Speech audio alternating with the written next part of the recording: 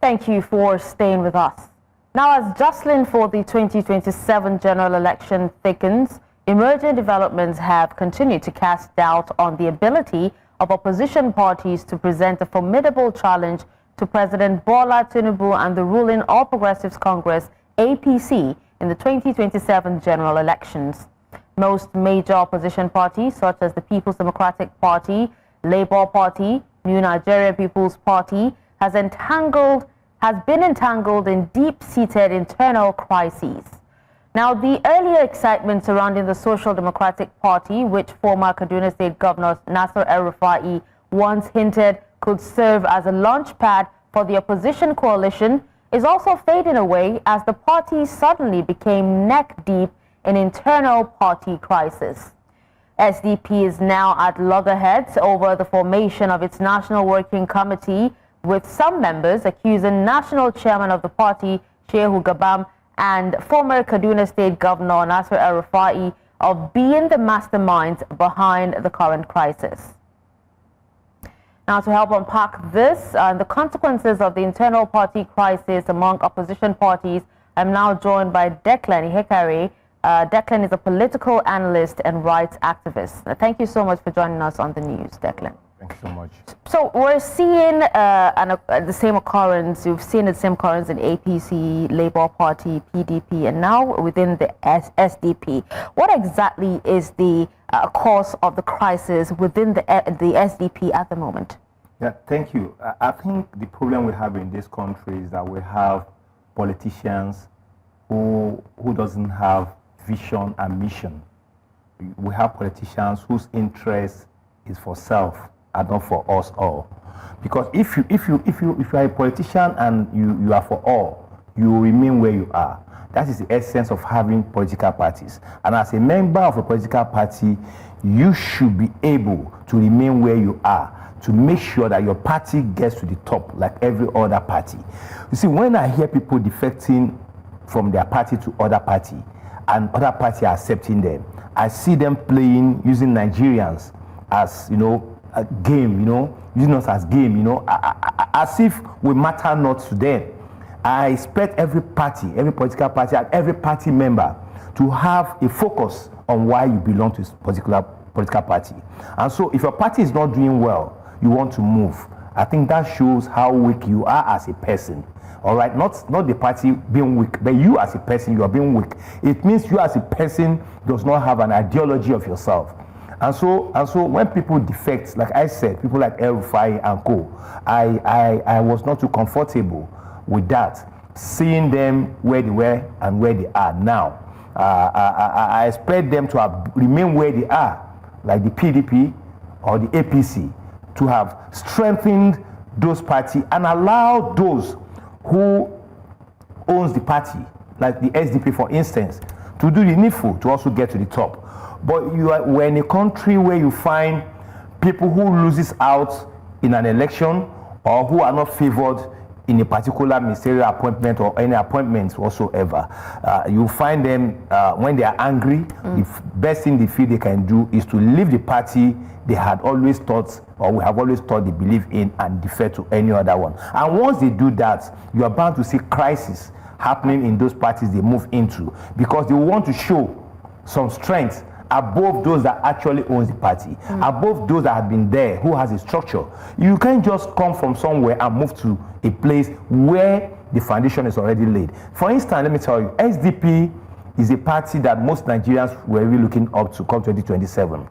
We are seeing the downfall of PDP, we're seeing the crisis in Labour, we're seeing the crisis in other party, NNPP and other parties. But we're yet to see that of SDP until all this crisis started happening. Now, I know you did talk about, how ideological divisions have actually contributed to the crisis within the SDP. But according to what we know, they're actually at loggerheads over, the formation of the National Working Committee. Do you have an idea of why there's this confusion? Yeah, the National Working Committee of SDP ought to be 15 members. And as at before the crisis, they were 12. They needed to fill in 3. And like I said earlier, if you are a newcomer into a political party, you must be able to abide by the rules on ground. You're talking about the likes of El-Rufai. Yes, you must be able to abide by the rules on ground. You must have met certain rules. You must have met people. It's only in Nigeria that you see people who come from one political party today becoming lord in other political parties, becoming overnight lord, becoming a lord over those that have been there for years, becoming lord over those that have been nurturing that party. Okay, it's pure aberration, which I will not support. So what I want to suggest is that every political party must also have an ideology, must also have a way of rejecting people who are coming into the party. Though in Nigeria, you hear people saying, the more we are, the merrier. Okay, but for me, the more we are, the more good we are, the merrier, and the better for the society. Not everyone that just jumps into your party you admit because you want crowd or because you want people who just want to gain popularity for no reasons. And so it's just the same thing that happens where you see people who are voted into office through a political party, you find them defecting to another party, thereby defeating the purpose of the votes that were given to them by the people. They were actually giving those votes on the platform of a political party. Speaking of the defections, let's hear your thoughts. Do you think that there is a ploy for a one-party state or one-party system? Well, for me, it's quite unfortunate that what we're seeing today is happening under President Bola Tinubu, who, in quotes, seems to be, who I would say represents democratic setting in this country. He is somebody who had always been in politics for years, and seeing his party now rejoicing over influence of other people from other parties. For me, I think it's something that needs to be checkmated. It's something that should even give him a nightmare. It's something that should even give him a feeling of why is it happening in a country where you don't have oppositions. Okay, you are bound to have a dictatorial government or administration, and I pray we don't go that direction under this administration. I'm not always happy when you hear APC leadership saying, "Oh, we're happy that we're getting more people into our system." Why are you so happy? You need not to be happy. You need to be happy when people are even living to form opposition, to checkmate your excesses, to tell you where you are wrong.